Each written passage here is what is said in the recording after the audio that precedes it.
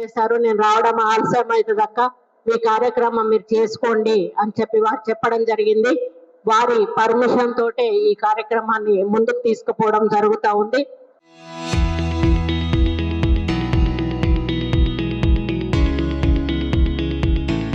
మరి ఇక్కడ టోటల్ గా ఉన్న వార్డ్స్ 20 వార్డ్స్. ఇది మహిళా జనరల్ రిజర్వ్ అయినటువంటి సీటు. మరి దాదాపు 190 నామినేషన్లు పడితే 92 కాంగ్రెస్ పార్టీ తరఫున నామినేషన్లు పడ్డాయి. అంటే యావరేజ్ గా ఒక్కొక్క వార్డుకి 5 నామినేషన్ల చొప్పున పడ్డాయి. మరి అటువంటి సమయంలో మనం ఏం చెయ్యాలి అని ఆలోచించాల్సిన అవసరం ఉన్నది. మరి మాట్లాడిన పెద్దలందరూ కూడా చాలా క్లియర్ గా, చాలా స్పష్టంగా మనం ఏ విధంగా ఈ ఎన్నికను గెలుచుకోవాలి, మరి గెలుచుకోకపోతే మనకు జరిగే నష్టం ఏంటి అనేది వాళ్ళు చెప్పడం జరిగింది. కాబట్టి ఇక్కడ మనం ఒక్కటే ఆలోచించాలి, మన వార్డు మెంబర్లను 20 మందిని మనం గెలిపించుకోవాలి. మరి ఇక్కడ ఎంతమంది ఉన్నారు నామినేషన్ వేసిన వాళ్ళు? వచ్చారా? చేతులు ఎత్తండి వచ్చిన వాళ్ళు ఎవరున్నారు?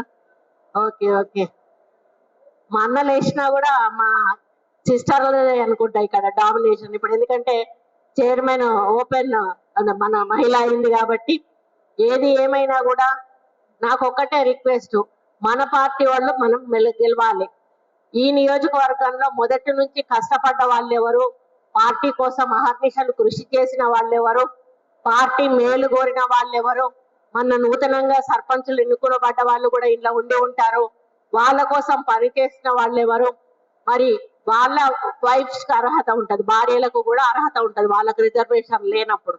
అటువంటి వాళ్ళను తప్పనిసరిగా మనము సపోర్ట్ చేసి వాళ్లకు పోటీలో నిలబడేటువంటి అవకాశాన్ని ఇవ్వాల్సిన బాధ్యత పార్టీకి ఉంది, స్థానిక ఎమ్మెల్యేకు ఉంది, జిల్లా అధ్యక్షుడికి ఉంది, పిసిసికి కూడా ఉంది అని చెప్పి నేను తెలియజేస్తా ఉన్నాను.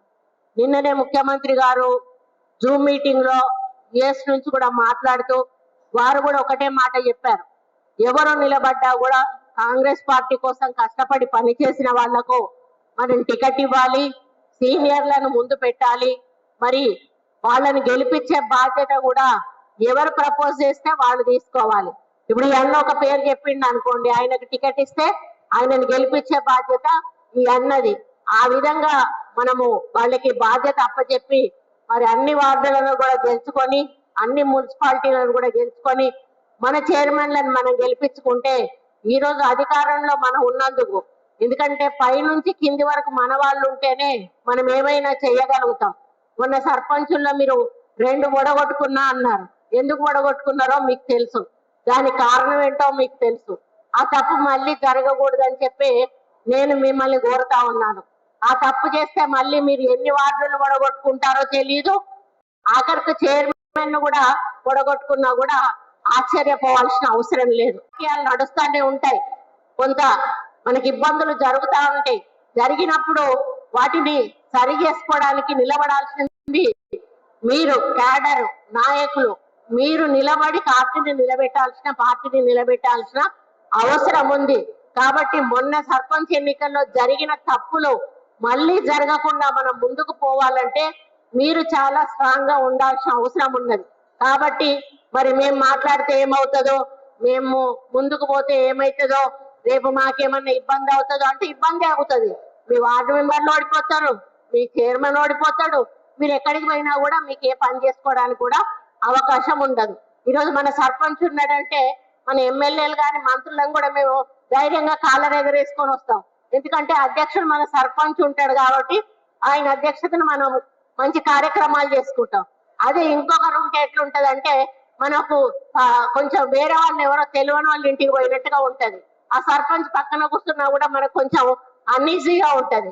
అక్కడ పెత్తనం అయినది ఉంటది, మనం మంత్రులమైనా కూడా మనం కూర్చోవలసిన పరిస్థితి ఏర్పడుతుంది. అదే పద్ధతిలో మున్సిపాలిటీలో కూడా మన వాళ్ళు ఉంటే మనకు తలెత్తుకొని ధైర్యంగా మనం ముందుకు పోయేటువంటి అవకాశం ఉంటది. మనకు ప్రభుత్వం నుంచి వచ్చినటువంటి పథకాలన్నీ కూడా మన వార్డు మెంబర్ల ద్వారా, మన చైర్మన్ ద్వారా మన వాళ్ళకి ఇప్పించుకునే అవకాశం ఉంటది. మన డెవలప్మెంటల్ యాక్టివిటీస్ కూడా మనకు మనంగా పెట్టుకునేటువంటి అవకాశం ఉంటుంది. కాబట్టి వచ్చిన అవకాశాన్ని దయచేసి జార విడుచుకోవద్దు. ఈ అవకాశం పోతే మళ్ళీ మరి 5 సంవత్సరాల వరకు కూడా మీరు దీన్ని ఏమీ చేయలేరు. 3 సంవత్సరాలు మన ప్రభుత్వం ఉన్నా కూడా ఇక్కడ లోకల్ గా మీరు మాత్రం ఇబ్బంది పడేటువంటి మరి ఆవశ్యకత ఉంది. కాబట్టి నేను ఒక్కటే విజ్ఞప్తి చేస్తా ఉన్నా, ఎక్కడెక్కడి నుంచి ఎవరెవరో వచ్చి మరి ఏదో చెప్తే ఇక్కడ నామినేషన్ వేసిన వాళ్ళు దయచేసి ఇక్కడ కోఆర్డినేషన్ లో పెద్దలు ఎవరైతే ఒక క్యాండిడేట్ నిర్ణయిస్తారో 100% ఆ క్యాండిడేట్ కు బీఫామ్ ఇవ్వబడుతుంది. మిగతా వాళ్ళు 100% వాళ్ళు విత్డ్రా చేసుకోవాల్సిన అవసరం ఉన్నది. లేకపోతే తప్పనిసరిగా హైకమాండ్ నోటీస్ కు పోతుంది. మరి వాళ్ళు తీసుకునే చర్యలేంటో మనం దయచేసి అది మా చేతుల్లోనైతే ఉండదు. ఒకవేళ చెప్పినట్టు వాళ్ళు విత్డ్రా చేసుకుంటే మళ్ళీ అధిష్టానం నుంచి ఏమైనా మనకు అవకాశాలు వచ్చేటువంటి అవకాశం ఉంటది. కాబట్టి ఇవన్నీ దృష్టిలో పెట్టుకొని ఈ ఒక్క రోజుతోటే మనకు తెల్లారిపోలేదు, ఇంకా ముందు చాలా అవసరాలు ఉంటాయి. కాబట్టి దాన్ని దృష్టిలో పెట్టుకొని మీరు నామినేషన్ వేసిన వాళ్ళు ఎవరైతే ఉన్నారో మరి ఎవరినైతే డిక్లేర్ చేస్తారో వాళ్ళకి బీఫామ్ ఇచ్చినప్పుడు హ్యాపీగా అందరు కలిసి ఒక ఫోటో దిగండి. ఆ మిగతా వాళ్ళు విత్డ్రా చేసుకోండి. మీరు ప్రతి అడుగులో కూడా ఆ నిలబడ్డ క్యాండిడేట్ కు తోడుగా నీడగా ఉండి గెలిపించి ఈ యొక్క వైరా మున్సిపాలిటీని తప్పకుండా మీరు కాంగ్రెస్ జెండా ఎగరవేయడానికి కృషి చేస్తారని నేను ఆశిస్తా ఉన్నాను. మరి ఎమ్మెల్యే గారు కూడా ఇక్కడ మరి ఇతర మంత్రుల సహకారంతో చాలా పనులు కూడా చేయడం జరిగిందని చెప్తా ఉన్నారు. ఆ పనులు చేసినామంటే ప్రజలు మనకు ఓటేయాలన్నా కూడా మనకు కోఆర్డినేషన్ లేమన్నప్పుడు వాళ్ళకి ఏమనిపిస్తుంది, వీళ్ళు కొట్టుకుంటారు, వీళ్ళకెందుకు అబ్బా ఓటేసేది అని చెప్పి 3వ వ్యక్తికి ఓటేస్తారు. అప్పుడు నష్టపోయేది మనమే నష్టపోతాం. కాబట్టి ఇవన్నీ కూడా ఆలోచించుకోండి. మీరేం చిన్నపిల్లలు గారు, నాకంటే కూడా ముందు నుంచి రాజకీయాల్లో ఉన్న వాళ్ళు మీరున్నారు. నేను 30 సంవత్సరాల నుంచి నేనున్న చాలా ఎన్నికలు ఇట్లాంటివి చూశాను.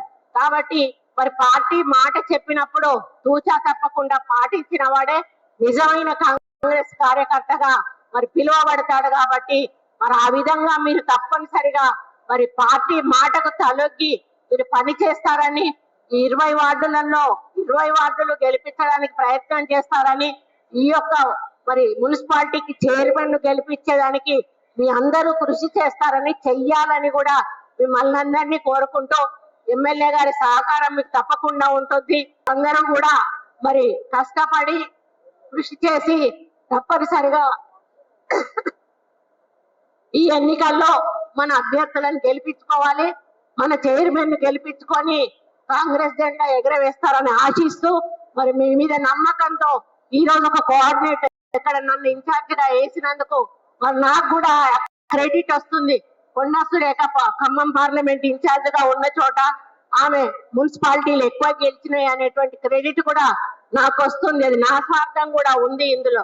కాబట్టి మీరందరూ కూడా నేను చెప్పిన మాటలు తూచా తప్పకుండా పాటిస్తూ అనుసరిస్తారని మరి అమలు చేస్తారని తెలియజేస్తూ మరి మీ అందరికీ కూడా హృదయపూర్వక ధన్యవాదాలు, కృతజ్ఞతలు తెలియజేస్తూ సెలవు తీసుకుంటా ఉన్నాను. జై కాంగ్రెస్.